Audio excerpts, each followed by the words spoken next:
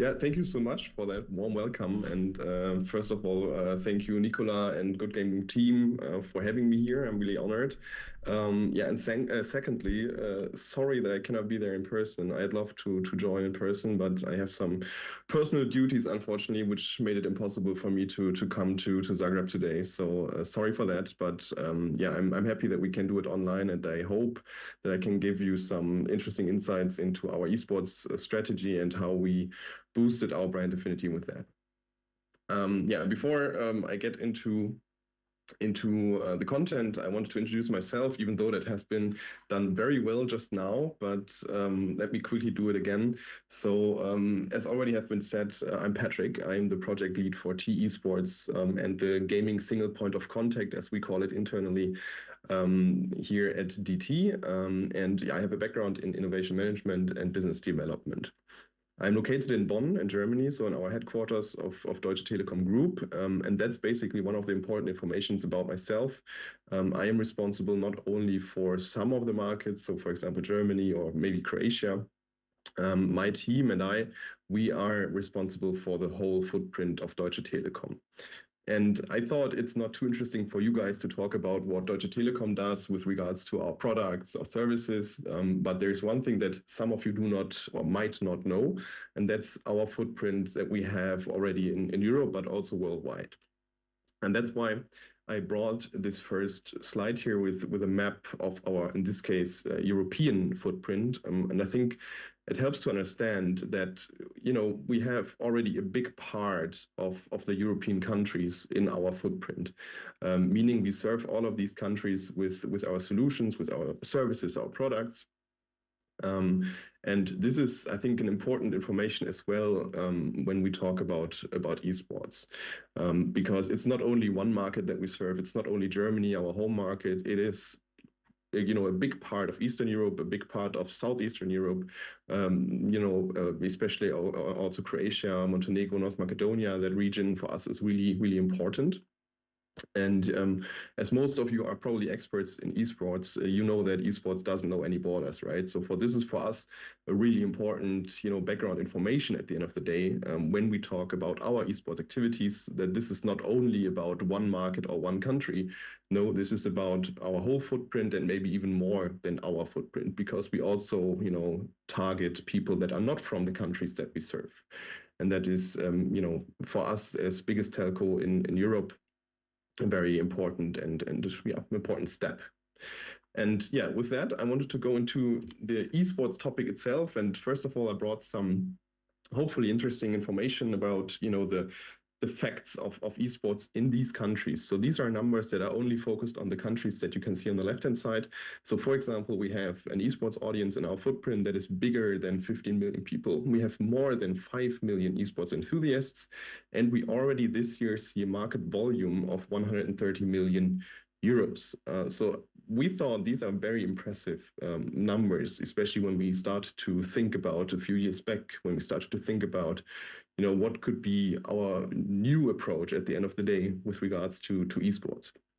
And this was basically one of the starting points where we said, okay, it could be worth it to tackle this topic in a new way. And with that, we started to think, first of all, before we, create something, let's internally understand what is it that we want to achieve. What do we want to do in esports, and what is the goal behind that for us as a company, obviously. And for us, the first and the most important objective that we have created at the end of the day was brand affinity. So this was always and will always be the most important topic for us when we talk about our esports activities. Meaning we already know that there is a good way, or let me put it in another way. Esports is a great tool to get, especially to the young target group, to the young segment, and to engage with them, and to push the brand affinity through these activities. Secondly, for us as a telco, obviously very important to showcase our network quality. So as most of you probably know, we are a premium provider. So for us, the best quality is really, really important. And we have lots of chances and opportunities using esports to show this quality. most of you probably know, the network quality for an esports player is probably comparable to the football pitch of a football player, right? So if the football pitch is not good enough, you cannot compete on the best level. And the same is for the network quality for an esport player. So this is really important. And especially in LAN finals or other events, we have a great opportunity to show how good our network is and could be. And that's, by the way, also for fixed and for mobile. So both areas that we act in, basically. Yeah, and last but not least, and no, I should say last and least, maybe, revenue potential. So this is an objective, obviously, that's always important.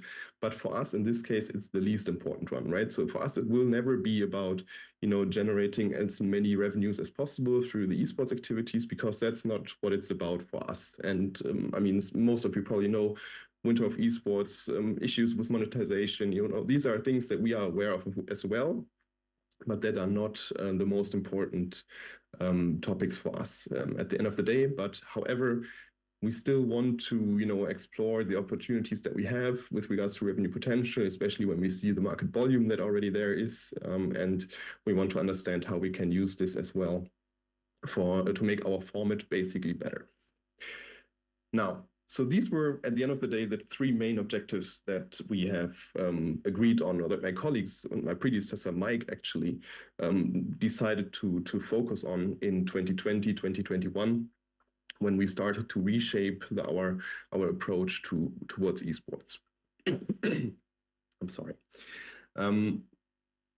Because, as you might know, Deutsche Telekom was active in esports and gaming, obviously, in general, for many, many years already. We have done lots of stuff. We have sponsored teams, we have sponsored events, we have sponsored, I don't know, lots of things. We have done ESG activities with our Equal Esports movement that was focusing or is focusing on supporting female and non-binary players in esports, which is a great idea as well. We have done several other activities in the European markets, but I would say everything was very fragmented. So there was no real strategy behind this. There was just, activities to push our, like, short-term ideas to push our brand. And this didn't work too well at the end of the day from what we saw with regards to the KPIs. So as I said, the team and my predecessor, Mike, basically, they developed a concept and a strategy that we put under the frame, or they put under the frame of an active engagement. And the idea here basically was to take all of the experiences, all of the insights that we already had from our past activities and bundle it with, I would say, more holistic approach, right? So not only do sponsoring, not only do ESG activities, but try to find a format that makes it, well, that brings it all together. And you see the picture on the right hand side, the room that you actually are sitting in at the moment. We have created our own format that luckily at the end of the day and happily brought all of these topics together that we wanted in there. So T-Esports Championship was born. Now, what is T-Esports Championship? I'm pretty sure many of you know it, especially as it was very common and popular in Croatia in the past years. But I will quickly introduce it again as well. So T-Esports Championship basically is a multinational esports tournament featuring the most popular esports titles on different endpoints. So this is basically the core of our activity. So it's all evolving around this kind of tournament. And when the team, developed the idea of that, we were pretty sure that we cannot just do another tournament, but that we needed to have some sort of a differentiation to the other existing tournaments, also in the markets like yours, like Croatia, where A1 already was active, for example. So this was basically the first thought. So we decided to focus on amateur and semi-professional players, these kind of newcomers, these kind of challengers that really want to get to the next level, that maybe might become pro players at some point in their career. But they are really happy, that are really happy to have some sort of a professional setting in the beginning now to compete on the highest level. And the second differentiator for us was the geography, basically. So we saw, for example, that Croatia, Montenegro, and North Macedonia are highly interesting markets for such a tournament because, there was not too many tournaments existing yet. And, there's a very high penetration with regards to esports interest in these markets, in your markets, which helped us to choose these markets for our pilot that has happened from 2021, basically, to 2023, so last year. And as I said, the tournament was kind of the key or the core of this activity. And around this, we started to evolve many things. And Good Game was, our agency for that. And they helped us very, very well with that because we had, great content creators as part of this. We had great streamers, great activities all around this. So, for example, ESG topics, again, personal well-being was important, diversity, equality, but also skill development. All of these topics that the target group wanted to talk about. And that was for us, as I said, like the holistic approach that we wanted to go with. And the platform itself that you can see here on the right-hand side in this screencast that I've brought was powered by Faceit. So most of you probably know Faceit, the #1 gaming platform in the world, that helped us to give the tournament basically the professional framework that it needed to be really considered as a professional tournament. And last but not least, we already had sponsors in the past. So we already had with Samsung, AceZone, and ProGame sponsors that supported us in our tournament. And that already started to help us generate some revenues at the end of the day. But to give you a better understanding of what this looked like and how it felt, I'm going to show you the after movie of our second season. So enjoy.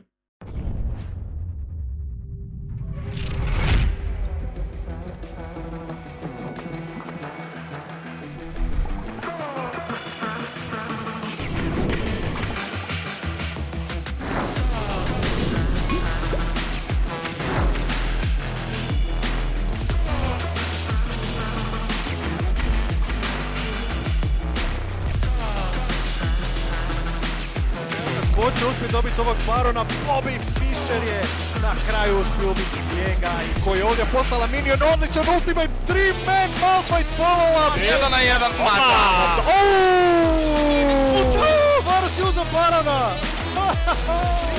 2-man ultimate, dobiva 2 kila, 3 kila i Marzaja radi ono što Marzaja najbolje radi. Kako odigrano za... će možda sam završetak ovoga i kome bude.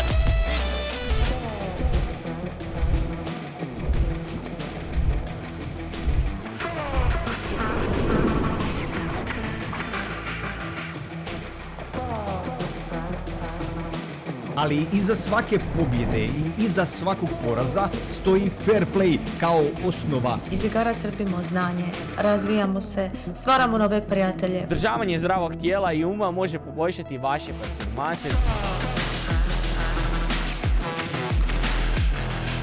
Opa, još jedan potencijalan teamfight i evo ga distanca je napad.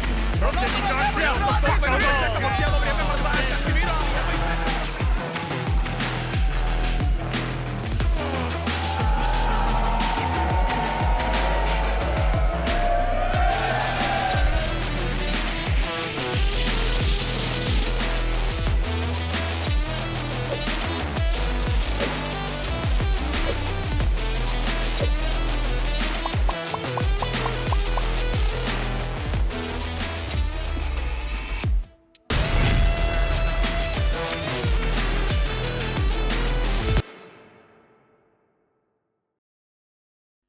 Right, so I hope that helped to, get a better understanding of the look and feel, the nature of the tournament and the event around it, because as you've seen, our LAN finals have been happening in Algebra University as well, so same place as you guys are in, as I said in the beginning.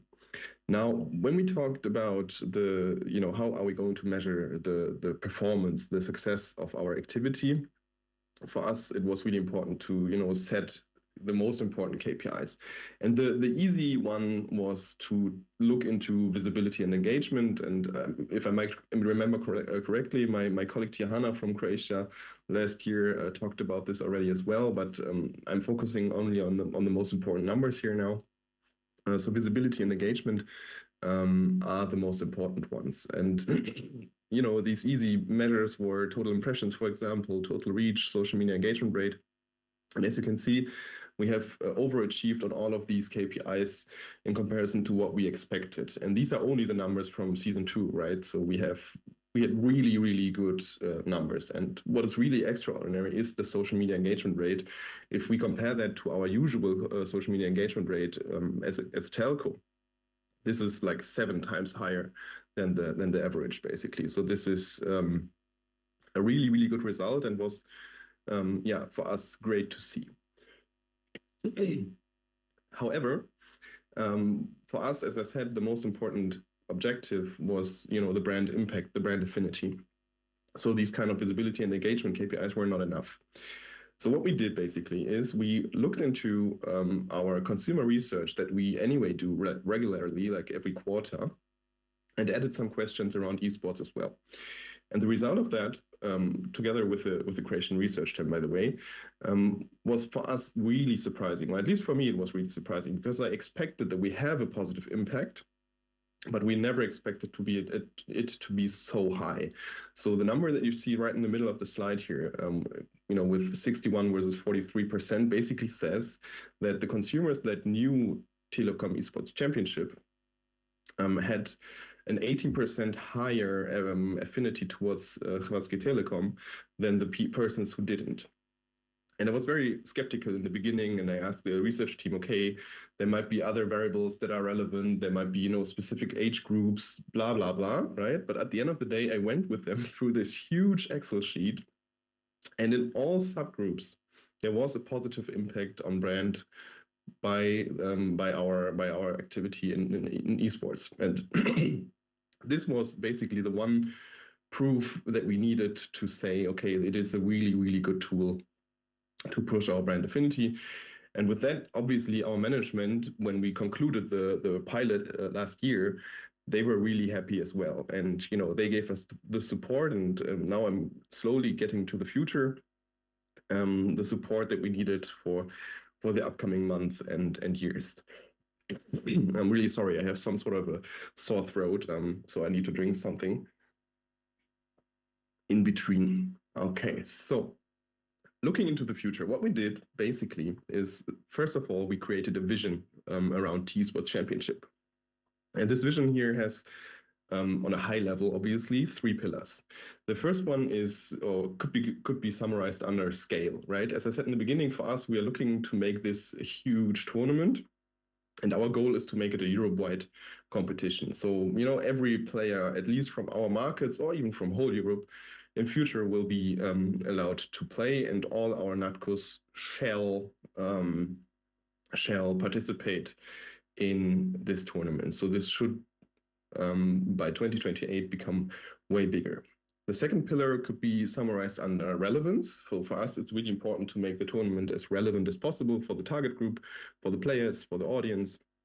And that's why, for example, we are considering that we are already talking to some of the you know, bigger ecosystems like ESL or Blast or all the others that you might know, to see if we can become somehow an official qualifier or pre-qualifier for their pro leagues, because that would make it obviously more relevant for the players that want to get to this level to register for our tournament, right? And yeah, last but not least, and that's, you know, the main topic of the presentation, it will always be a driver for brand affinity. This will be always the main objective. Whenever something comes up that, you know, is not very productive for our brand affinity goals, then we will, you know, stop doing this and focus back to this affinity thing, because this is the most important thing. Yeah, and with that, I'm really happy, to be honest, to present for the first time in public what's coming next, basically, because I cannot tell too much, but what I can tell is T-Esports Championship will respawn, and it will be rather soon. So stay tuned. There's coming more from our side, and I hope it. I know it will be bigger. I know it will be better than in the past. So yeah, stay tuned, and we will share more information around that as well. And yeah, with that, I'm slowly coming to the end of my presentation, because what I did, I collected some learnings that might be interesting for some of you guys that we had when we started reshaping our strategy in esports. And I will go through this quickly, but the first step for us and for everybody should be to identify your goals and to understand the target group. So how do your goals fit to what the target group wants, right? So before you start doing anything or whatever, something, be aware that there are many things that you can achieve by engaging in esports, but be aware that the audience and the players are, a very special target group. So they have their needs, they have their expectations, and if you make it like an advertisement show, they won't like it, for example. So this is number one. Number two is you need to find a format that works for yourself, but also for the target group again. So for us, for example, it was going back from this fragmented approach with many things on local markets to one holistic approach that was not about advertising, that was not about selling products, but about building a community and, a format that everybody wanted in the markets that we've started with. And last but not least, and this is maybe the most important one also, because at the end of the day, it's all about success and performance. You need to find a way to measure the right KPIs for your goals, right? So as I said, for us, it was not only about visibility engagement, but to really prove that there is a brand impact, right? And this was for us the key basically to make this project even bigger with what is coming next at the end of the day. And yeah, with that, I will conclude my presentation and will be open for questions now. And give me maybe 1 second, because I need to switch my audio settings because I cannot hear you right now. Test 1, 2, 3. I'll talk something. Yes, now I can hear you. Oh, perfect. You can hear me. Great, perfect. Thank you so much for your insights. It was really interesting to watch the whole presentation. Questions are open. We have a couple of minutes, so if you have any questions for Patrick, please raise your hand. Okay, there's few. Let me just go towards the audience and there you go. Hi, Patrick. This is Vladimir from Good Game. How do you choose games in which to feature on Telecom Esports Championship, and what would be your, let's say, internal goals with that choice in mind? Oh, there are many aspects that we need to consider as DT here. So first of all, for us, for example, especially as we are talking about brand, it was tough to discuss with our brand guys that we want to play, for example, violent games like Counter-Strike, right? So, I mean, going step by step, first, for us, most important thing to do with regards to the choice of titles is what are the most popular titles, right? So because we want to be relevant, we want to play the relevant titles. So this is a must at the end of the day. But secondly, we always need to check, okay, does that work together with our, brand and how we want to be perceived? And our brand department was very critical, for example, as I said, with regards to shooters like Counter-Strike, because they said this is not a match with what we want to communicate. But luckily, we prepared that very well. We were able to convince them that if we want to be active in esports, we need to go the right way, right? Because if we just play, titles that are non-violent and, for example, do not play Counter-Strike, which is, from my point of view, one of the most important and most popular titles in esports in Europe, at least, this would be a very bad, look for the community, because everybody would be asking, hey, why are you not playing Counter-Strike? So these are basically the two most important points from our perspective that we always needed to consider. And what are the goals with regards to that? Obviously, we want to have as many players as possible always. And sometimes for us, it's great, for example, to attract well-known players as well, because they bring more audience, for example, to our streams, to our other activities. So this is basically the most important point.